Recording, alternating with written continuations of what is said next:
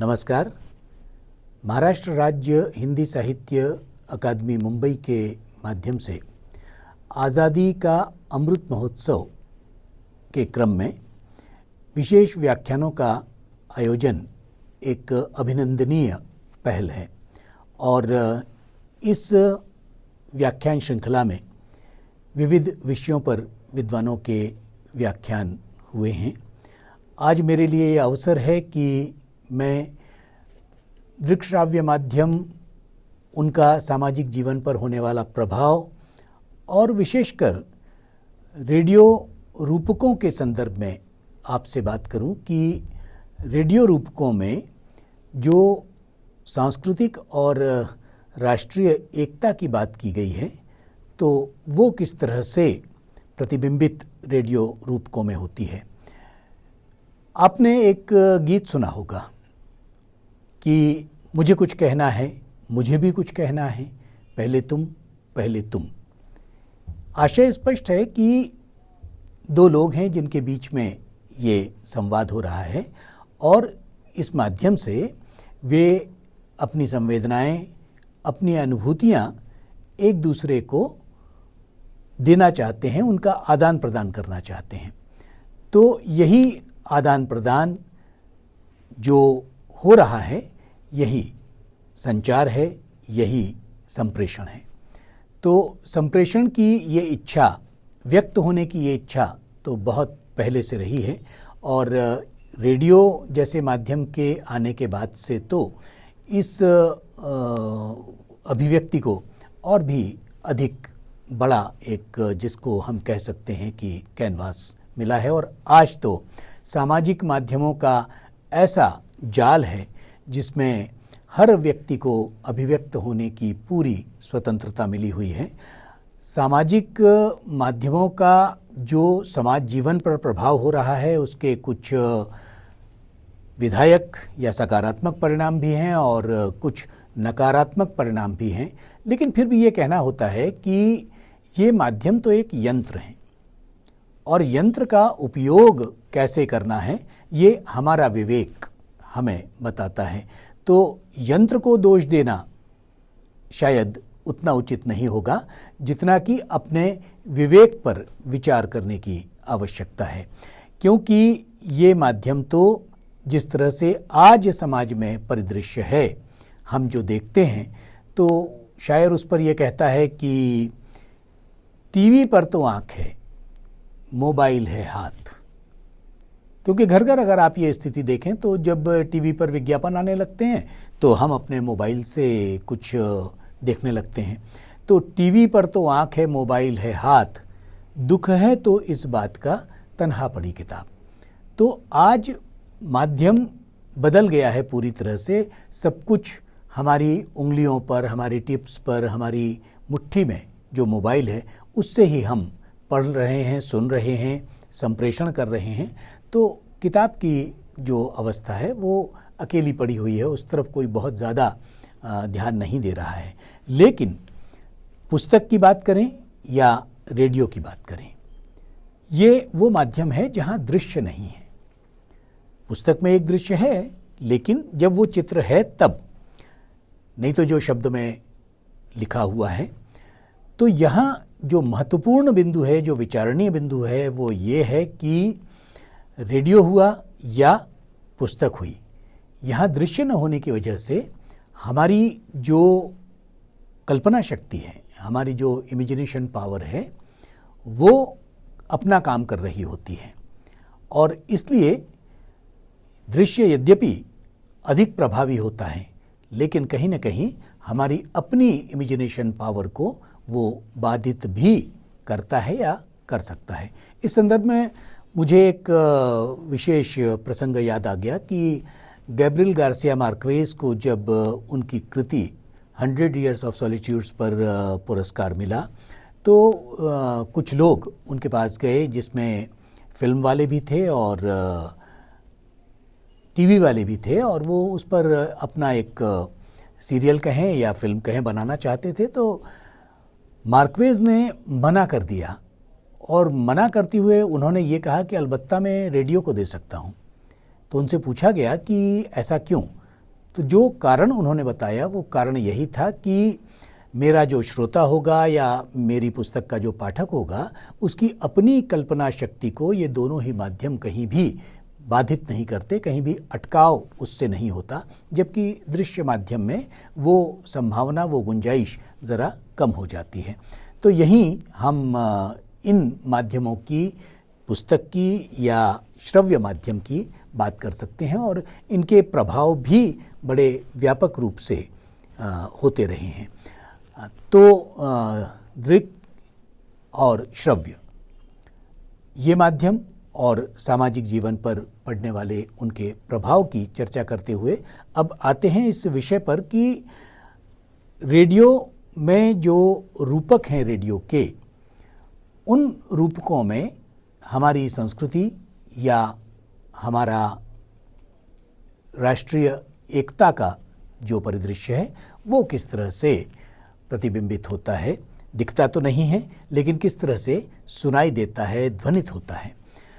Radio के संदर्भ में एक मेरी छोटी सी कविता है कि मैं रेडियो सुनता हूँ और देखता हूँ आवाज़ों में छुपे चित्र। मैं रेडियो सुनता हूँ और देखता हूँ आवाज़ों में छुपे चित्र, महसूस करता हूँ उनके रंग, बनाता हूँ एक आकृति और खो जाता हूँ अपने ही कल्पना लोक में। सच, रेडियो सुनते समय जब श्रोता शब्द और स्वरों की रंग बिरंगी ध्वनियों को सुनता है तब उसे कार्यक्रमों की सार्थकता सिद्ध होती सी जान पड़ती है। विश्व के महानतम आविष्कारों में रेडियो का स्थान महत्वपूर्ण ही नहीं बल्कि असाधारण है और रेडियो में न केवल घरों बल्कि प्रयोगशालाओं, सैनिक क्षेत्रों, औद्योगिक इकाइयों में भी अपनी असीमित उपयोगिता सिद्ध करके उसको प्रमाणित भी किया है। और जब हम ये बात करते हैं कि रेडियो में आज एक नया जाल हम देखते हैं और वो जाल है एफएम रेडियो का। एक शहर में 7-7, 8-8 रेडियो एफएम केंद्र हो सकते हैं। इन्हीं केंद्रों में एक है आकाशवाणी और विविध भारती। तो विविध भारती की सेवा या आकाशवाणी की सेवा जो अन्य एफएम केंद्र हैं उनमें थोड़े से भिन्न है, क्योंकि आकाशवाणी का एक बोधवाक्य है कि बहुजन हिताय बहुजन सुखाय, और ये वाक्य बौद्ध त्रिपिटक के एक श्लोक से लिया गया है।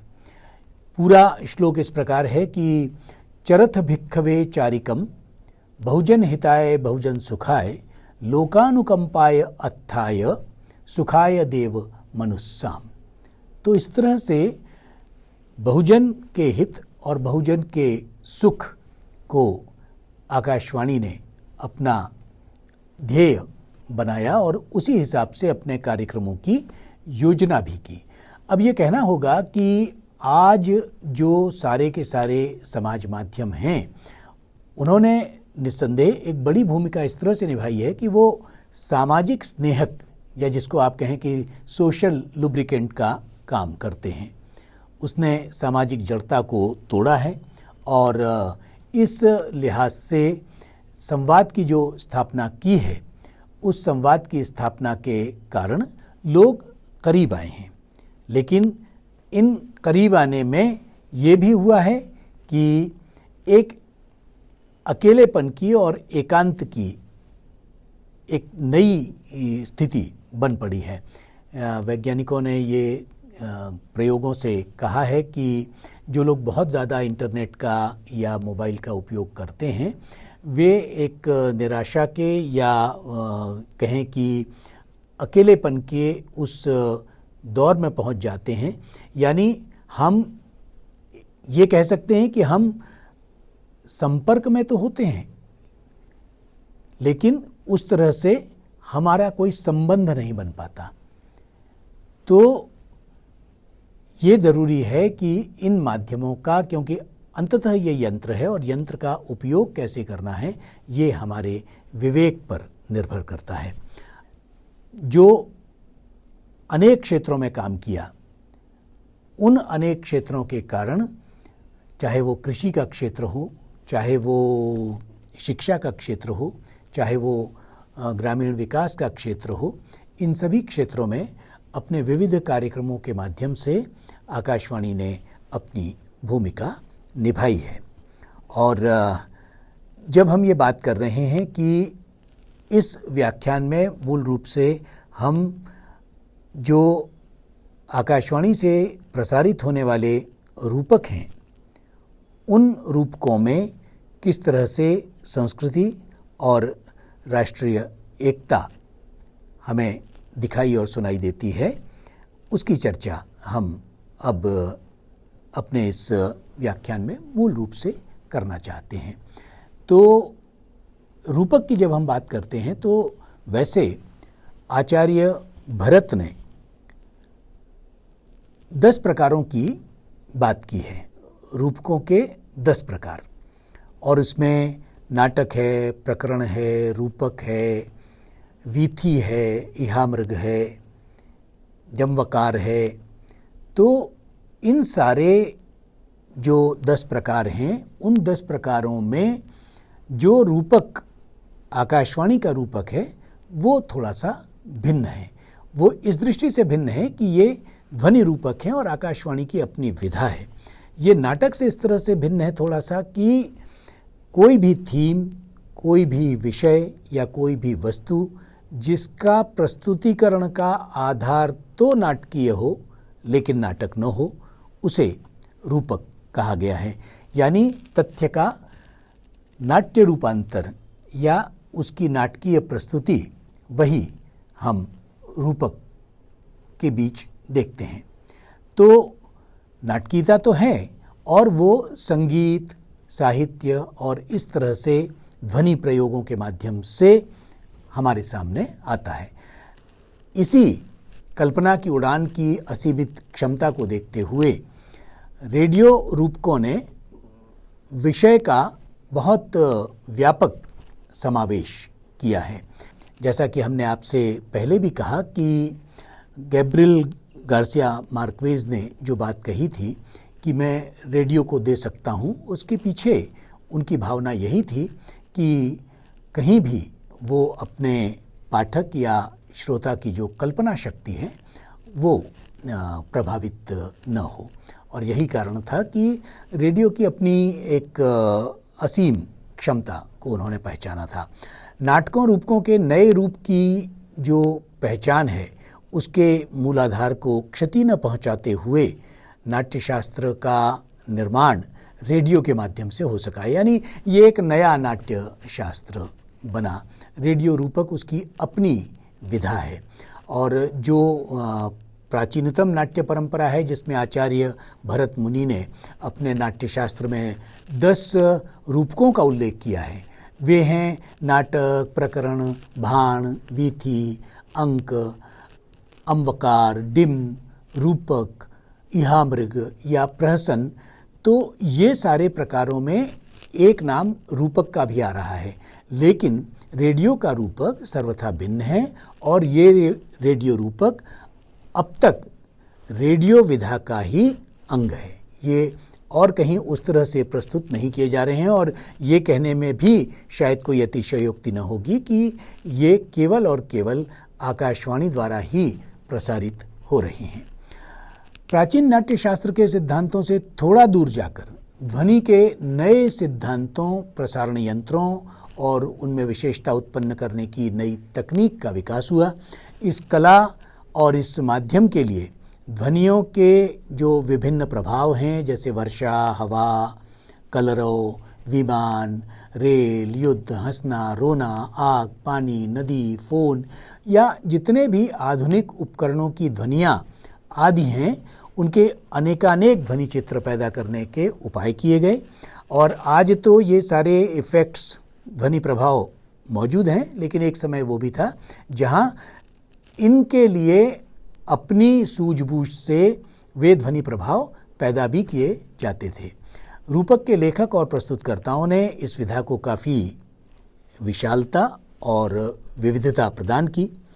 ऋतु वर्णन कहें, धर्म कहें, जीवन वृत्त कहें, भक्ति कहें, जैसा कि हमने आपसे कहा कि कोई भी ऐसा विषय नहीं है जिस पर रूपक न बना हो या न बनाया जा सकता हो कि राष्ट्र संस्कृति है, साहित्य है, राष्ट्रीय एकता है, सांप्रदायिक सद्भाव है, ये एक दूसरे से संबद्ध और एक दूसरे से सर्वथा भिन्न विषय रेडियो रूपकों में रूपायित हुए हैं। भारत, जैसा कि हम ये कहते हैं कि एक विशाल बहुधर्मी और बहुभाषी राष्ट्र है। विविधता में एकता की बात राष्ट्र की विशेषता है, पर इस विशेषता को बनाए रखने और उसे अधिक प्रभावी बनाने में साहित्य, संगीत और कला का योगदान महत्वपूर्ण रहा है। रेडियो ने इन तीनों अर्थात साहित्य, संगीत और कला को अपने अनुरूप ढालकर भारत के सामाजिक जीवन में बहुत सकारात्मक बदलाव किए हैं और रेडियो रूपकों ने भारत की संस्कृति की पहचान कराने में बड़ी महत्वपूर्ण भूमिका निभाई है। उदाहरण के लिए अब हम कुछ रूपक ले रहे हैं और इन रूपकों में अनेक प्रकार हैं जो प्रस्तुतिकरण के प्रकार हैं। इसमें विवरण शैली है या रिपोर्टाज शैली है जिसमें अलग अलग ढंग से प्रसारण में रूपक को बांधा जाता है, अलग अलग स्वरों को संजोया जाता है। तो हम उस तरह से एक एक स्वर को नहीं पढ़ते हैं बल्कि उस पूरे गद्य को आपके सामने रखना चाहते हैं कि यहाँ विषय किस तरह से रूपायित हुए हैं। तो एक रूपक है, प्रतीक्षा है एक भगीरथ की। इस रूपक का एक अंश ये कहता है कि रूपक का आरंभ श्लोक से होता है, गंगा गंगेति यो ब्रूया योजनानां शतैरपि विमुक्तः सर्व पापेभ्यो विष्णुलोकम स गच्छति। तो इस रूपक से, जो कि एक सस्वर गायन के साथ में रूपक आरंभ होता है और इसमें जो कंटेंट है उसमें रूपक अलग अलग महिला और पुरुष स्वर में उसकी कमेंट्री है। तो उसका कथ्य और तथ्य यह है कि जो भी सैकड़ों योजन दूर से गंगा का नाम लेता है वो सब पापों से मुक्त होकर विष्णुलोक में जाता है। गंगे तुम आस्था हो, हम सभी तुमसे शक्ति पाते हैं। गंगे तुम पवित्रता की मूर्ति हो जिसकी छाह में हम अपना कलुष धोते हैं। गंगे तुम प्राण हो, प्रवाह हो, जीवन का अमृत कुंभ हो जिसे पीकर हम अपना जीवन फिर से रचते हैं। गंगे सौंदर्य के सुरों में पगा छंद हो तुम, हर हर का नाद करती हुई टेर हो तुम जो निरंतर आगे बढ़ते रहने की प्रेरणा देती है। इस तरह से इस रूपक की कमेंट्री है और आगे इसमें कहा गया है कि गंगे भगीरथ के पूर्वज राजा सगर के जो राख हुए 60,000 पुत्रों के उद्धार के लिए तुम जिस निष्प्रह भाव से पृथ्वी पर उतर आई थी, पर आज तुम्हारी पवित्रता को राख बनाकर तुम्हारी निष्प्रहता का कैसा मूल्य चुका रहे हैं हम। यानी कि इसमें यह भी बात की गई है कि उस पौराणिक प्रसंग को तो जोड़ा ही गया है, आज आधुनिकता की जो बात है और उसका जो गंगा का वर्तमान है उस पर भी थोड़ी सा प्रकाश डाला गया है। गंगे पृथ्वी का पाप ढोते ढोते तुम स्वयं अभिशप्त हो चली हो। तुम्हारे त्याग, तुम्हारी ममता, तुम्हारे प्रेम का ये कैसा बलिदान है। तुम्हारे जीवन के एक अभिशाप को समाप्त करने के लिए बहुत पहले एक भगीरथ जन्मा था। तुम्हारे जीवन का ये दूसरा अभिशाप भी कोई भगीरथ ही दूर कर सकेगा। तुम्हें प्रतीक्षा है न उस भगीरथ की, हमें भी प्रतीक्षा है उस भगीरथ की। आज स्वयं से भी स्वयं अनजान है गंगा। इस तरह से ये रूपक समाप्त होता है और बीच में बहुत से वाक्यांश हैं। तो ये रूपक हमें याद दिलाता है कि गंगा में बढ़ रहा प्रदूषण और उस प्रदूषण की गंगा के शुद्धिकरण के लिए किए जा रहे छद्म प्रयासों की, भारत में नदियों को सिर्फ एक जलधारा नहीं माना जाता बल्कि ये संस्कार धाराएं हैं जहाँ भारतीय मन राष्ट्र की मूलधारा से जुड़ता और स्पंदित होता है। व्यक्ति की चेतना में राष्ट्र का स्वरूप बांधते रूपक ऐसी माला गूंथते हैं जिसके एक एक शब्द से राष्ट्र की जय का घोष होता है। तो इस तरह से इस रूपक में भारत की संस्कृति भी है और गंगा के प्रदूषित होते हुए रूप के कारण वो चिंता भी व्यक्त हुई है और एक तरह से भारत की संस्कृति और भारत की जो संस्कार धारा है उस पर बात की गई है। एक दूसरा रूपक है जो कि प्रसारित हुआ और वो है चिरचेतन बुंदेलखंड। अब यहाँ थोड़ा सा इतिहास भी है और भारत के एक भूभाग का वर्णन भी है। स्वतंत्रता के प्रथम युद्ध की नायिका वीरांगना लक्ष्मीबाई, महाराजा मर्दन सिंह और बखत बली शाह आदि शूरवीरों को इसी धरा ने पाला है, पोसा है, दूध पिलाया है, गोदी में खिलाया है और इन्हीं सिंह सपूतों ने देश के दुश्मनों को युद्ध क्षेत्र में हराया है। वीरता का इतिहास कालचक्र ने दोहराया है। तो रूपक इस तरह से आरंभ होता है कि बुंदेलखंड की त्यागमयी परंपरा, हीरा की वज्र जैसी छाती वाली धरा, माता के चरणों में अपने प्राणों का पुष्प चढ़ाने को सर्वदा उर्वरा है। यहाँ की मनौती से चुनौती स्वीकारने की अपनी बपौती है। तो माता की चुनौती के पीछे अपना स्वार्थ नहीं, परमार्थ, त्याग और देश के लिए बलिदानी भावना ही यहाँ की निष्ठा है, प्रतिष्ठा है। यही कारण है कि यहाँ के सरफरोशी की तमन्ना के पन्ने कभी पुराने नहीं पड़ते, वे नित नए होते हैं, नया इतिहास संजोते हैं। अगला स्वर इस तरह से व्यक्त होता है कि बुंदेली धरा के यशस्वी पुत्र, हमीर हट से हठीले स्वातंत्र वीर पंडित परमानंद का फौलादी व्यक्तित्व आज भी, यानी कि उस समय उनकी अवस्था 92 वर्ष की थी, तो वो वर्णन इस रूपक में है कि उनकी साधना में भी अपनी चिर चेतना लिए है। वो रुका नहीं, थका नहीं, उसका संघर्ष जारी है, उसका तिल तिल गला जीवन आज भी जीवंत है, उसमें देश प्रेम की खुमारी है, कुछ कर जाने की तैयारी है। आज़ाद और भगत सिंह की क्रीड़ा स्थली बनी बुंदेली वनस्थली, सातार का पानी उछाला उबला, अपने बैरागी बेटे के रूप में पाकर चंद्रशेखर आज़ाद को वीरत्व की ये गुप्त गाथा होती चली गई उजागर। इतिहास यहाँ भी रुका नहीं, झुका नहीं और लिखा उसने बहुत लिखा। और इतिहास का ये शाश्वत सत्य, वीरों का कथ्य और त्यागमय जीवन का तथ्य हमारे सामने रखता है। आइए हम करें नमन, पूजन, आराधन। और उसके बाद वाद्य वृंदों के कुछ स्वर आते हैं और धीरे धीरे स्वर उभरता है। तो इस तरह से एक प्रदेश विशेष, एक क्षेत्र विशेष और वहाँ की ऐतिहासिक जो आज़ादी के संघर्ष में भी भूमिका रही है वो इस रूपक में व्यक्त हुई है।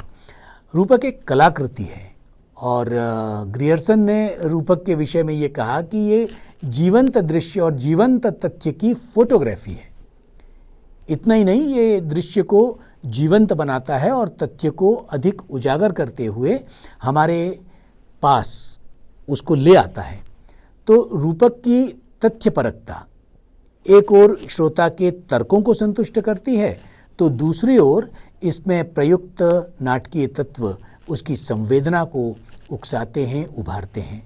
तर्कों को बांधने और संवेदनाओं को जमाने में जहाँ एक ओर इसमें प्रयुक्त ध्वनि यंत्र दृश्य निर्माण में बेहद मदद करता है, वहीं दूसरी ओर प्रयुक्त संगीत इसकी गति को बढ़ाने और नियमित करने में मदद करता है।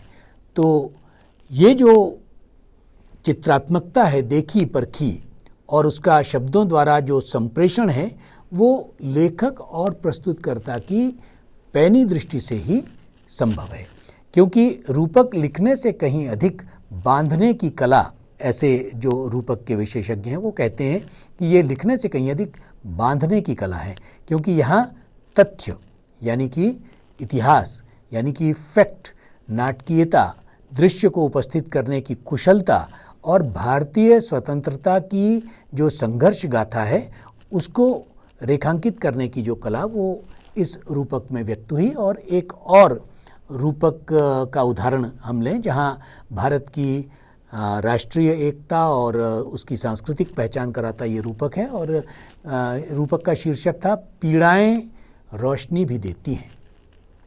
पीड़ाएं रोशनी भी देती हैं। और रूपक का जो आरंभ होता है वो इस कमेंट्री से होता है कि घटनाएं नहीं जानती कि उनकी कोख से किसी युग पुरुष का जन्म हो रहा है। वे सिर्फ घटित होती हैं और उनके घटित होते हुए समय की कोख में उठने वाली पीड़ा शताब्दियों के पार जाकर इतिहास को रोशन करती है। इस रोशनी में उभरने वाले जो सुघड़ व्यक्तियों के विचारों की अनुगूंज अनंत काल तक सुनाई देती है। वो एक छोटी सी घटना ही थी जो 19वीं शताब्दी के अंतिम वर्षों में बैरिस्टर मोहनदास करमचंद गांधी के साथ दक्षिण अफ्रीका में घटी थी। तो अब इसमें नाटकीयता का जो तथ्य है, तथ्य में कोई अंतर नहीं, लेकिन एक उसमें नाटक आता है कि एक अंग्रेज का स्वर आता है, you back Indian, how dare you sit here in first class coach. तो गांधी का स्वर आता है, but I have first class ticket sir. तो अंग्रेज ये कहते हैं, no no you can not sit here, out. Gandhi कहना चाहते, but I say out, get out from this coach. Gandhi का स्वर आता है, आई विल नॉट गो। तो अंग्रेज चीखता है, you have to go, otherwise I will throw you out. और इसके साथ ही रेलगाड़ी का चलना, उसका ध्वनि प्रभाव और सामान बाहर फेंकने की ध्वनि प्रभाव को धकेलने का वो स्वर के साथ में व्यक्ति का स्वर और वहाँ के वातावरण का स्वर, कराह, संगीत, इस सब से वो दृश्य उपस्थित होता है इस रूपक में। और फिर वाचक पढ़ना शुरू करता है, दक्षिण अफ्रीका में घटी इस घटना में बैरिस्टर गांधी के व्यक्तित्व को मत डाला। तो इस रूपक में बताया गया है कि रंग भेद के खिलाफ जो आवाज़ गांधी ने बुलंद की, जिसकी गूंज सारी दुनिया में सुनाई दी, और फिर यही घटना भारत में अंग्रेज़ों के खिलाफ व्यापक संघर्ष का कारण बनी। तो गांधी मात्र व्यक्ति नहीं, विचार है, और इस विचार ने भारतीय एकता, सहिष्णुता, सद्भाव, सहअस्तित्व को बनाए रखने की हमेशा कोशिश की है। लेकिन आज की राजनीति स्वार्थ और सत्ता की राजनीति है। उनके लिए गांधी सिर्फ चलने वाला सिक्का है। तो प्रस्तुत रूपक में देश का वर्तमान राजनीतिक परिदृश्य क्या है और उसमें कहाँ है गांधी, इसी तथ्य को रेखांकित किया गया है। तो अब ये रूपक है मोहन से महात्मा। तो रूपक का जो आरंभ होता है वो पंडित नेहरू के भाषण के अंश से होता है और उसे यथार्थ स्वर में ही इस रूपक में शामिल किया गया, यानी वो रिकॉर्डिंग ली गई। तो कैसे आरंभ होता है, वो नेहरू ने उसमें क्या कहा है, तो पंडित नेहरू की आवाज़ आती है, मुमकिन है कि हमारी आवाज़ कमज़ोर हो, लेकिन जिस पैगाम को हम इस आवाज़ से कहते हैं वो कोई कमज़ोर संदेश नहीं है, क्योंकि उसके पीछे सच्चाई की ताकत है। हालांकि वो चले गए, हम जानते हैं कि अब भी हमें वो घेरे हुए हैं। तो एक स्वर उभरता है, ये आवाज़ है पंडित जवाहरलाल नेहरू की। इस आवाज़ को भला कौन नहीं जानता, लेकिन वे किसके पैगाम की बात कर रहे हैं? कौन चला गया? किसके पास थी सच्चाई की ताकत? कौन था वो जो आज भी हमें घेरे हुए है? इन सब सवालों का जवाब क्या है? जवाब है एक ऐसी शख्सियत, एक ऐसा व्यक्तित्व जो सहिष्णुता, त्याग, संयम और सादगी की मूर्ति है, जो विश्वासों का विश्वास है, समस्त मानव जगत की आस है, विश्व बंधुत्व का खुला आकाश है, जाति, नीति और धर्म का जीवन प्रकाश है, असहाय और गरीब तबके की आस है, सत्य, अहिंसा और नैतिकता का चरम विकास है, यानी मोहनदास करमचंद गांधी। इसके बाद में एक स्वर उभरता है सस्वर गायन का कि मोहन से तुम हुए महात्मा, जग में अमर कहानी है, वंदनीय है बापू तेरी, गिरा अमर कल्याणी है। ये सस्वर गायन के साथ में आता है। इससे रूपक में रोचकता भी बढ़ती है और उसकी श्रवणीयता भी बढ़ जाती है। और इस रूपक की जो अंतिम पंक्तियां हैं वो कुछ इस तरह से हैं कि लेकिन आज गांधी के आदर्शों को झुठलाया जा रहा है। राजनीति बन गई है ऐश्वर्य और संपन्नता की दासी, और विशेष अवसर की वर्दी बन गई है खादी। गांधी का नाम राजनीति के लिए विघ्नहर्ता और मंगलदाता है। भोली जनता को ठगने, संपन्नता से सत्ता को भोगने का गुरु मंत्र है। फिर एक अंतराल आता है, एक शोक संगीत का सहारा लिया जाता है और उसके बाद में फिर कमेंट्री होती है कि मानवता के लिए सर्वस्व समर्पण का भाव प्रदान करती है बापू की वाणी, त्याग ही उनकी प्राप्ति है। शस्त्र के बिना धर्मयुद्ध, शास्त्र के बिना शिक्षा और औषधि के बिना उपचार करने वाले इस महात्मा की मोहिनी वाणी अमर है। और उसके बाद फिर से वही 4 पंक्तियां गायन के रूप में दोहरा दी जाती है कि वंदनीय है बापू तेरी गिरा अमर कल्याणी है, वंदनीय है बापू तेरी गिरा अमर कल्याणी है। तो इस तरह से रूपकों में अनेक प्रसंगों की, अनेक इतिहास तथ्यों की बात की जाती है। व्यक्ति, समाज, संस्कृति पर केंद्रित रेडियो रूपकों ने अपने स्वर से राष्ट्र की एकता, अखंडता, सांप्रदायिक सद्भाव और संप्रभुता को लगातार आवाज़ दी है। उसे देश के लिए सबसे बड़ी चुनौती भी माना है और उसे बनाए रखने में जतन और उपायों की चर्चा भी की है। देश प्रेम, मानवीय मूल्य और सामाजिक चेतना इन रूपकों में मुखरित हुई है। और ऐसी तरह का एक उदाहरण जो रूपक सर्वे भवन्तु सुखिनः में व्यक्त हुई है, और हम सर्वे भवन्तु सुखिनः हमारा एक ये कह सकते हैं हम कि भारत का मूल विचार है, और इसी विचार के साथ में एक संस्कृति प्रधान रूपक का एक अंश है। रूपक का आरंभ जो है वो एक श्लोक से होता है कि ओम पूर्णमदः पूर्णमिदं पूर्णात् पूर्णमुदच्यते पूर्णस्य पूर्णमादाय पूर्णमेवावशिष्यते। ये गायन स्वर के साथ में आरंभ होता है और उसके बाद में रूपक की कमेंट्री शुरू होती है। एक विवरण शैली में रूपक है जिसमें कि 1 स्वर 2 स्वर इस तरह का आधार लिया गया है। श्लोक के बाद तुरंत स्वर उभरता है, ये जगत पूर्ण है, पूर्ण था, पूर्ण से परिपूर्ण निर्मित होता है और इस परिपूर्ण में से पूर्ण देने पर भी संपूर्ण ही शेष रहता है। यही इस श्लोक का अर्थ भी है। विश्व के निर्माण और पूर्णता की कैसी अद्भुत कल्पना, कुछ घट जाने का, कम हो जाने का, अधूरेपन का कोई भाव ही नहीं। एक संपूर्ण सर्व कल्याणकारी विचार, ये विचार भारतीय संस्कृति की भावधारा का अभिन्न अंग बना। भारत इस संपूर्ण जगत का एक कोना, विश्व का एक देश, जहाँ मनुष्य और प्रकृति एक दूसरे से अलग नहीं, विभाजित नहीं, बल्कि सृजन चेतना का एक अनिवार्य सेतु है।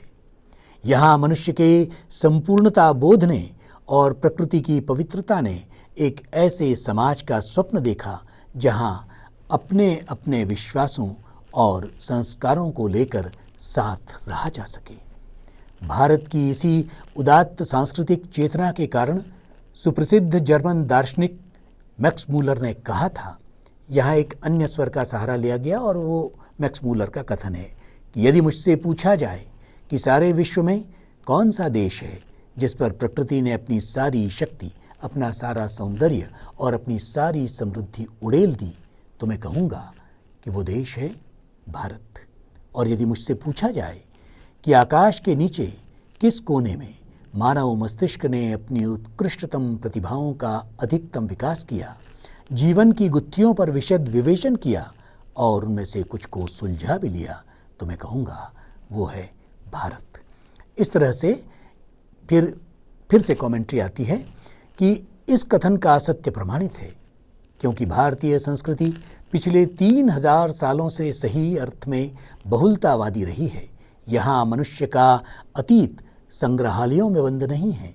यहाँ परलोक और लोक, अतीत और वर्तमान, मनुष्य और देवता आज भी एक साथ रहते हैं। इसी रूपक का जो अगला अंश है वो राष्ट्रीय एकता को रेखांकित कर उदात्त भारतीय चिंतन को हमारे सामने रखता है, उसको दर्शाता है। वो अंश अब यहाँ हम प्रस्तुत करते हैं। वो उसी तरह की प्रथम स्वर द्वितीय स्वर यानी कि महिला और पुरुष का स्वर भी हो सकता है या एक स्वर में भी हो सकता है। अंश ये है कि भारतीय जीवन में संस्कृति रची बसी है। एक भारतीय के लिए जातीयता, सांप्रदायिकता असहज और आरोपित है। इतना ही नहीं, धार्मिक कट्टरता का भी संस्कृति की परंपरागत मनीषा से कोई संबंध नहीं है।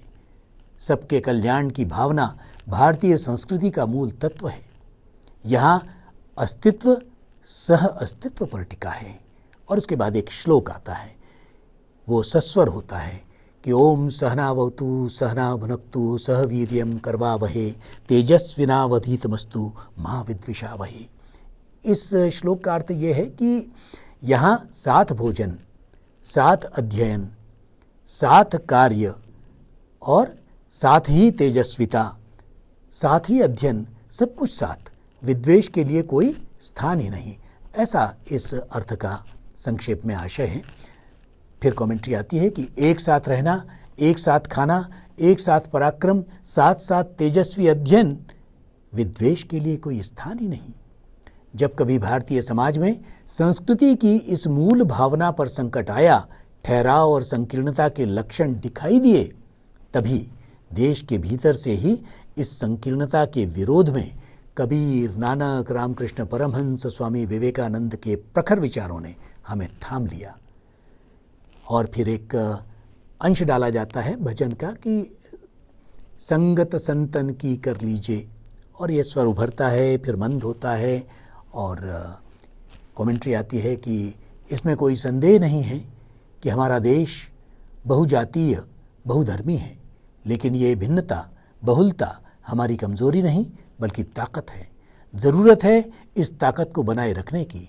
ये तभी संभव है जब हम विभाजित करने वाली ताकतों को करारा जवाब देकर ये कह सकें कि मैं हिंदू या मुसलमान, सिख या ईसाई ही नहीं हूँ, पहले भारतीय भी हूँ और भारतीयता ही मेरी पहचान है।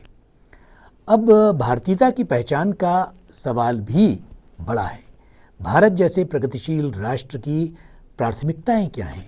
इसे राष्ट्रीय एकता और सांस्कृतिक समन्वय के परिप्रेक्ष्य में किस तरह देखना होगा? इन प्रश्नों का उत्तर इन रेडियो रूपकों ने बखूबी दिया है, खूब दिया है और बखूबी दिया है। आकाशवाणी से प्रसारित इन रूपकों ने भारतीयता की हमारी अवधारणा को, सामाजिक संस्कृति की हमारी मान्यता को और सांप्रदायिक सद्भाव के हमारे मानस को बल और संबल दिया है।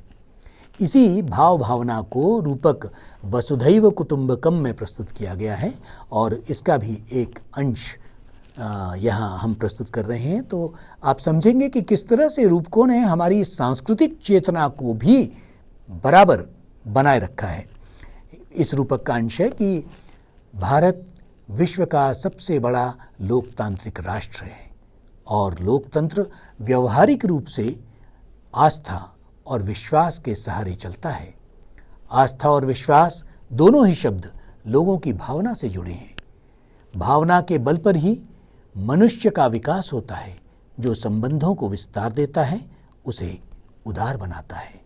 आधुनिक भारत की महानगरीय संस्कृति ने हमसे बहुत कुछ छीना है, लेकिन समन्वय और सामंजस्य, उदारता और मिलनसारिता भारतीय संस्कृति के महामंत्र हैं। इस मंत्र में शक्ति पाता भारतीय मन प्रकृति और संस्कृति का केंद्र है। प्रखर बुद्धि से सभ्यता नवनिर्मित होगी और संस्कृति के उत्थान का मन संभालेगा। यानी ये कहना चाहता है रूपक कि प्रखर बुद्धि से सभ्यता नवनिर्मित होगी और जो संस्कृति के उत्थान का क्रम है उसे मन संभालेगा। प्रकृति का परिष्कृत रूप ही संस्कृति है जो नदी की तरह प्रवाहमान है। ये जलधारा केवल और केवल मानवता को पल्लवित और पुष्पित होते देखना चाहती है और इसीलिए भारतीयता संकीर्णता को अमंगल कहते हुए उदारता से गाती है।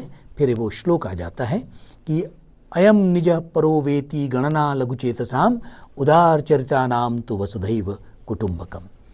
और इस तरह से ये सस्वर इस रूपक में प्रस्तुत किया जाता है। फिर अपनी कमेंट्री का एक हिस्सा आ जाता है। तो सच तो यह है कि बहुआयामी भारत को एकजुट बनाए रखने में इन सभी माध्यमों की भूमिका उल्लेखनीय है। रेडियो, दूरदर्शन, समाचार पत्र, टीवी चैनल्स के अलावा विभिन्न शासकीय अशासकीय केंद्र और संस्थान अपने अपने स्तर पर योगदान दे रहे हैं, लेकिन इन सब में आकाशवाणी का जो अपना स्थान रहा है वो स्थान इस दृष्टि से भी भिन्न है कि रेडियो से प्रसारित इन रूपकों की रीति नीति विधा अपने में अनोखी है। इन रूपकों में प्रयुक्त साक्षात्कार महान व्यक्तियों के यथार्थ स्वर रूपक की तथ्यात्मकता यानी कि उसकी प्रामाणिकता को और उसके कंटेंट को और भी बढ़ा देते हैं। रेडियो प्रसारण और कार्यक्रमों में रेडियो रूपक को एक अत्यंत महत्वपूर्ण दर्जा प्राप्त है। सिर्फ कान यानी कि श्रवणेंद्रिय के बूते पूरी कथा या घटना को सुनने वाले की चेतना में खड़ा करना होता है। विषय के अनुरूप शोध, अध्ययन और विश्लेषण की भी ज़रूरत होती है। इस आवश्यकता को रेडियो के लेखकों, प्रस्तुतकर्ताओं ने अपनी मेधा, कल्पना और संपादन से पूरा भी किया है। भारत में रेडियो प्रसारण को लगभग आज अब ये कहना होगा कि 100 साल ही हो रहे हैं। इन वर्षों में आकाशवाणी ने अपने विविध कार्यक्रमों के माध्यम से देश के विकास और जनजीवन में नई आशा का संचार किया। समय के साथ नए विषय भी जुड़ते चले गए और ये बात कहनी होगी कि हमारे देश की युवा शक्ति को रूपकों के माध्यम से अवगत कराया गया भारत का गौरवशाली इतिहास, संस्कृति और परंपरा, आज़ादी का संघर्ष, क्रांतिकारियों की गौरव गाथा, देश के प्रति हमारा दायित्व, समता, बंधुता और एकता के नए संकल्पों से आकाशवाणी से प्रसारित इन रूपकों की व्यापकता और लोकप्रियता के चलते सन 1964 में केंद्रीय हिंदी रूपक एकांश की स्थापना की गई थी। उद्देश्य यही था कि हमारी जो ये बहुआयामी संस्कृति है और हमारे देश का ये जो बहुआयामी पटल है, एक दूसरे से परिचय हो और इस माध्यम से एक संपर्क बने और इस संपर्क के माध्यम से हमारी राष्ट्रीय चेतना, हमारी राष्ट्रीय एकता और भी मजबूत हो। कई ऐसे लेखक और रूपक हैं जो राष्ट्रीय स्तर पर प्रसारित भले ही न हुए हों, किंतु राष्ट्र और राष्ट्रीयता के स्तर पर उनमें विद्यमान जो कुछ भी तथ्य हैं, जिनके प्रसारण से सामाजिक सौहार्द और मानवता को बल मिला है। प्रादेशिक भाषाओं में प्रसारित रूपकों में भी राष्ट्रीय एकता और सामाजिक सद्भाव को रेखांकित और स्थापित किया गया। आधुनिक भारत के लिए ये बहुत ज़रूरी है कि हमारी संस्कृति की प्राचीन विचारधारा को फिर से जागृत किया जाए। हमारा स्वतंत्रता आंदोलन इसी सांस्कृतिक समन्वय और उन्मेष के कारण लाखों लोगों को गरीबी और विपन्नता के बावजूद एकजुट रख पाया था। स्वतंत्रता के बाद भारतीय समाज का सांस्कृतिक परंपरा के प्रति कुछ उपेक्षा भाव भी हमने देखा। ये सही है कि आज विश्व के समाजों में तीव्र गति से परिवर्तन हो रहा है। समाज नई आस्था, नई सभ्यता और नई मान्यता की तलाश में है और इस तलाश को एक बार फिर रेडियो पूरा कर सकता है। माध्यमों की भीड़ से एक दिन ऊबना ही है और इस भीड़ में अकेला निष्कम पखड़ा रेडियो अब भी सर्वाधिक शालीन और नैतिक दिखाई देता है और उसे एक बार फिर से वो ऊर्जा प्रदान करने की ज़रूर आवश्यकता है, क्योंकि रेडियो का वर्तमान इस समय यानी आकाशवाणी का वर्तमान इस समय थोड़ा सा सवालों के घेरे में है। उसके पास यानी आकाशवाणी के पास जीवंत दृश्य नहीं और न ही बोलते चित्र या पोस्टर या विज्ञापन, ये कुछ नहीं, वो चित्र दिखाती नहीं है, बल्कि चित्र निर्माण की चेतना और कल्पना को रेडियो जगाता है। यही चेतना और कल्पना मनुष्य की मूल विधा और विद्या है और अपनी इस विधागत पूर्णता में रेडियो रूपक इस कल्पना को नए आयाम दे सकेगा। इसके आयतन में होगा देश, जाति, भाषा, प्रांत से परे एक महनीय और प्रशंसनीय भारतीय। और इस तरह से रेडियो रूपकों की जो भूमिका रही है भारत की राष्ट्रीय एकता, भारत की सांस्कृतिक पहचान को कायम रखने में, वो बहुत महत्वपूर्ण है। और इस दृष्टि से आज हमने कुछ बहुत कम रूपकों की चर्चा की है। हमें लगता है कि जो महाराष्ट्र राज्य हिंदी साहित्य अकादमी ने आज़ादी के अमृत महोत्सवी वर्ष में इस व्याख्यान श्रृंखला का जो आयोजन किया, इस कारण विविध विषयों पर व्यापक विमर्श हो सका। हम आभार व्यक्त करना चाहेंगे कि इस व्याख्यान श्रृंखला में हमें भी शामिल होने का अवसर मिला और रेडियो रूपकों पर एक संक्षिप्त सी चर्चा हम कर सके, साथ ही थोड़ी सी बात समाज माध्यम पर भी हो सकी। एक बार फिर हम अपना आभार व्यक्त करते हैं। नमस्कार, धन्यवाद।